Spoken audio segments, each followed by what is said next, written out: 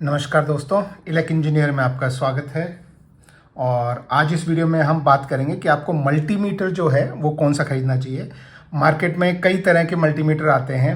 आपको 160 170 रुपए से शुरू होके और 20-20 हज़ार तक के मल्टीमीटर आते हैं। तो आपको कौन सा खरीदना चाहिए। तो आज मैं आपके लिए 3 मल्टीमीटर में लेके आया हूँ जो मैं यहाँ कंपेयर करूँगा। एक्चुअली 2 मेरे साथ सामने हैं और एक जो मैं इससे पहले मैं यूज़ करता था वो सबसे सस्ता वाला था। DT830D उसका नाम है। वो 169 या 170 रुपए के आसपास का सबसे चीप वाला था, पर उसकी एक्यूरेसी अच्छी नहीं थी, तो इसलिए फिर उसको मैंने सेल करके, और ये जो है ये मैस्टेक का 830L है, जो पूरा नाम है मैस्टेक MAS 830L। तो ये वाला मैं पिछले 4 साल से मैं यूज़ कर रहा हूँ। और अभी मैंने ये जो है ये लेटेस्ट अभी मैंने ख़रीदा है। ये है UNI-T UT210। ये देखिए यहाँ पे लिखा है, ये देखिए UNI-T UT210E। ये 210E बहुत इंपॉर्टेंट है, ये ध्यान रखिए, क्योंकि ये E वाला और विदाउट E वाला 2 अलग अलग वर्जन्स है। तो ये E वाला है। लेकिन जब आपको खरीदना हो तो अब ये जो है ये लगभग 4,500 के आसपास का है, ये लगभग 700 रुपये के आसपास का। और इससे पहले जो मैं यूज़ करता था DT830D, जो येलो कलर का जेनरिक वाला जो होता है, वो लगभग 170 रुपये का था। तो क्या फ़र्क है, अब कैसे चूज़ करें कि कौन सा आपको चूज़ करना। तो पहली जो चीज़ आपको सेलेक्ट करनी है वो ये कि क्या आप AC करंट के साथ काम करते हैं या सिर्फ DC करंट के साथ।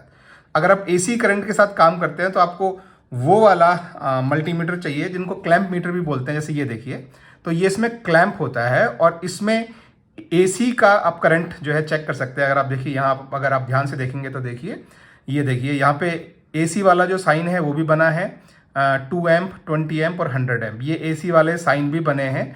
ये AC वाले साइन जो है ये आपको इसमें नहीं दिखेंगे। देखिए सिर्फ V के आगे यहाँ पे ये AC है, यानी ये AC का वोल्टेज चेक कर सकता है 200 वोल्ट तक और 600 वोल्ट तक।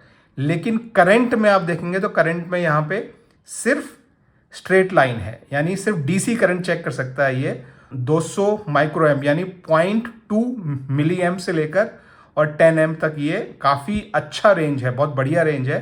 तो ये पहली चीज़ आपको देखनी है कि क्या आप AC के साथ काम करते हैं। अगर आप AC के साथ काम करते हैं तो आपको इस तरह का AC वाला लेना पड़ेगा, जो कि थोड़ा महंगा होता है।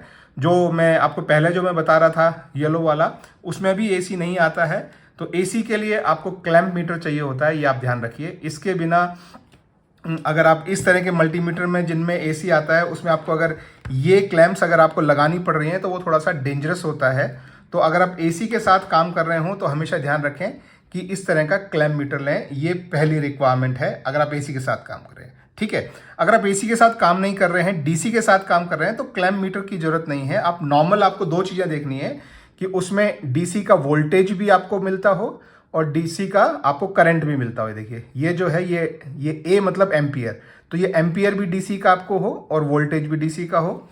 इसी तरह से आप इसमें भी देख सकते हैं कि ये देखिए ये V जो लिखा है, इसमें AC और DC दोनों का वोल्टेज है। तो अगर आप दोनों के साथ काम करते हैं तो इस तरह का आप लें।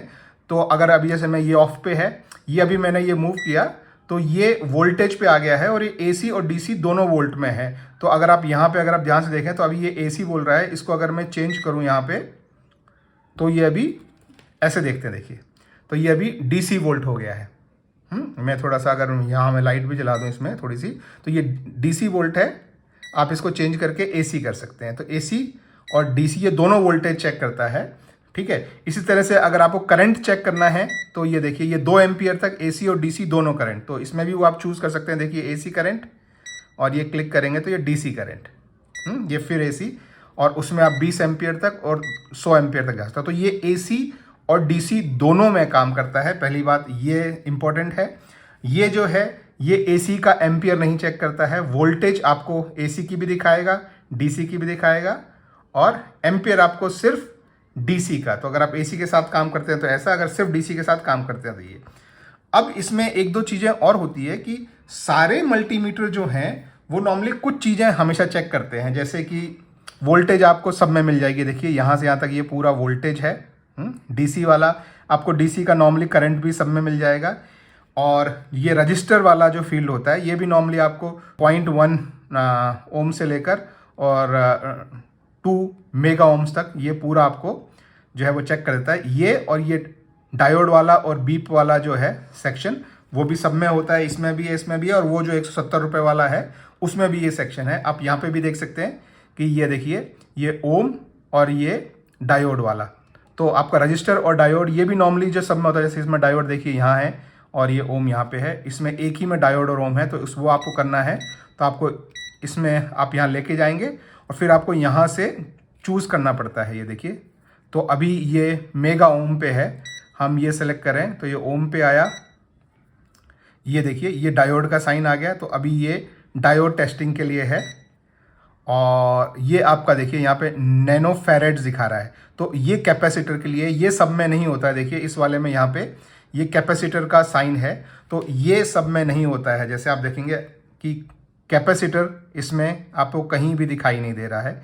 तो ये एक चीज़ है जो इसमें है, इसमें नहीं है। वो है कि अगर आपको कोई भी कैपेसिटर, जैसे इस तरह का मान लीजिए आपके जो है सर्किट में कोई कैपेसिटर लगा है, तो आप इससे चेक कर सकते हैं कैपेसिटर की वैल्यू, इस वाले से आप चेक नहीं कर सकते हैं।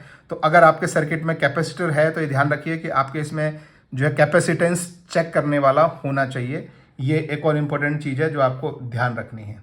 अब इसी तरह से एक जो चीज़ है वो है ट्रांजिस्टर चेक करने के लिए। जैसे मान लीजिए इस तरह का कोई ट्रांजिस्टर है आपके पास, तो ये जो पॉइंट है, ये ट्रांजिस्टर चेक करने के लिए, ये देखिए इसमें ये पॉइंट है, ये वाला ट्रांजिस्टर चेक करने का पॉइंट जो है वो इसमें नहीं है। यहाँ पे आप कहीं भी ट्रांजिस्टर जो है चेक नहीं कर सकते हैं, सिर्फ आप इसमें जो है ट्रांजिस्टर चेक कर सकते हैं। तो ये भी आप ध्यान रखिए कि अगर आपको ट्रांजिस्टर चेक करना है तो इस तरह का चाहिए। तो जैसे मैंने ये वाला रखा है, नॉर्मली जब मैं डीसी से काम करता हूँ तो मैं नॉर्मली इसमें यूज़ करता हूँ, क्योंकि ये ट्रांजिस्टर चेक हो जाता है और इस वाले में जो है वो कैपेसिटर एक्स्ट्रा चेक हो जाता है। तो ये भी एक चीज़ है जो आपको ध्यान रखनी है कि किस में है और किस में नहीं है। क्लैम्प मीटर का फ़ायदा क्या होता है कि मान लीजिए इस तरह का कोई एक सर्किट बोर्ड है और आपको उसमें जो है वो इसमें से कितना एम्पियर जा रहा है वो आपको चेक करना है। तो इस केस में क्या होता है कि आपको वो वायर वहाँ से निकालना पड़ता है और इसको सीरीज़ में जोड़ना पड़ता है। तो अभी ये इस सर्किट में ऐसे बने बनाए में मैं कहीं भी टच करके और उसका एम्पियर, अगर जैसे मुझे एम्पियर चेक करना है कितना है, तो जैसे मान लीजिए मैं 2 मिली एम्प में रखता हूँ, मैं कहीं भी लगा के टेस्ट नहीं कर सकता, उसके लिए मुझे कोई कनेक्शन खोलना पड़ेगा। तो जैसे मान लीजिए मैं ये कनेक्शन यहाँ से खोलता हूँ, इसको और इसके बीच में ये देखिए ये कनेक्शन खुला हुआ है, तो मुझे इस कनेक्शन को खोल के इसके बीच में जो है वो मुझे ये लगाना पड़ेगा, तब आपको पता लगेगा कि 0.7 जो है करंट जा रहा है। तो ये खोलना पड़ता है इस चीज़ के लिए। अगर आपको अगर एम्पियर चेक करना है, मैं डीसी की बात कर रहा हूँ, एसी में भी ऐसा कैसा ही है, तो आपको इसको सीरीज में डालना पड़ता है। तो आपका करंट जो है वो इन वायर्स के थ्रू अंदर जाके और वापस दूसरी तरफ पहुंचता है। तो ये एक इंपॉर्टेंट चीज़ है जो आपको ध्यान रखनी है। इस वाले में क्या होता है, आपको वो नहीं करना पड़ता है। तो आपको जैसे करंट चेक करना है तो आपको एम्पियर में लेके जाना है। जैसे मैं अभी ये 2 एम्पियर पे ले गया हूँ और यहाँ मैं देखता हूँ अभी एसी में है, तो मैं इसको डीसी में डाल लेता हूँ। तो अब मैं डीसी में डाल के अगर मैं इसमें डालूंगा बस, तो ये इतने में ही आपको जो है वो दे देगा। देखिए ये दिखा रहा है 0.06 एम्प। तो देखिए ये जो है 0.06 एम्प दिखा रहा था, ये 0.07 एम्प दिखा रहा था। ये जो है ज़्यादा एक्यूरेट है। जैसे जैसे प्राइस थोड़ा बढ़ता जाता है एक्यूरेसी थोड़ी बढ़ जाती है और इसमें ईज ऑफ यूज़ जो है वो बहुत अच्छा हो जाता है कि 0 से ये मैंने इसमें डाला और हमको खट जो है 0.57 दिखा रहा है। तो ये एक जो है ये यूज़ बहुत अच्छा होता है कि आपको करंट इमीडिएटली आपको खट से पता लग जाता है। इसमें आपको सीधा नहीं पता लगता, आपको एक पॉइंट निकाल के और फिर 2 पॉइंट के बीच में कनेक्ट करना पड़ेगा, तब आपको पता लगता है। तो ये एक और इम्पॉर्टेंट चीज़ है जो क्लैम्प मीटर में फ़ायदा होता है। और एसी में तो ये बहुत यूज़फुल होता है। आपने जो है एसी केबल को पकड़ा और उसको लगाया, आपको खट से करंट पता लग जाता है। क्योंकि एसी के साथ अगर आपको केबल खोल के और फिर बीच में ये लगाना है तो बहुत रिस्की चीज़ होती है। ठीक है, एक और जो चीज़ होती है जिसे बोलते हैं एनसीवी।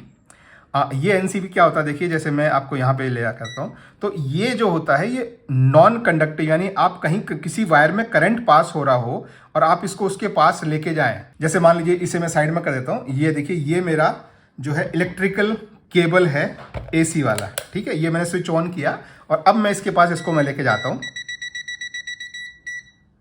ये देखिए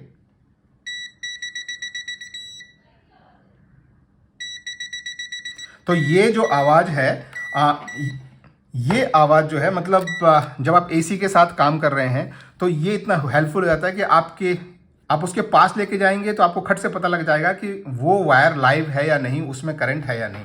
तो ये कुछ फीचर्स हैं जो महंगे वालों में आते हैं। तो अगर आपको एसी के साथ काम करते हैं तो इस तरह का सिस्टम लीजिए, मैं यही सजेस्ट करता हूँ। काफ़ी रिसर्च के बाद मैंने ये लिया है।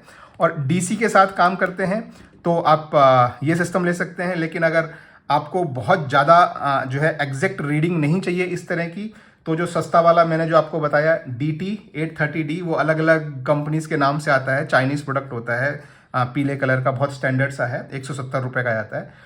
So that is it guys. I hope आपको मदद मिली हो आपका नेक्स्ट मल्टीमीटर चूज़ करने में। और अगर आपको मदद मिली हो तो प्लीज़ इस वीडियो को लाइक कीजिए और इसी तरह के और वीडियो के लिए इस चैनल को सब्सक्राइब कीजिए।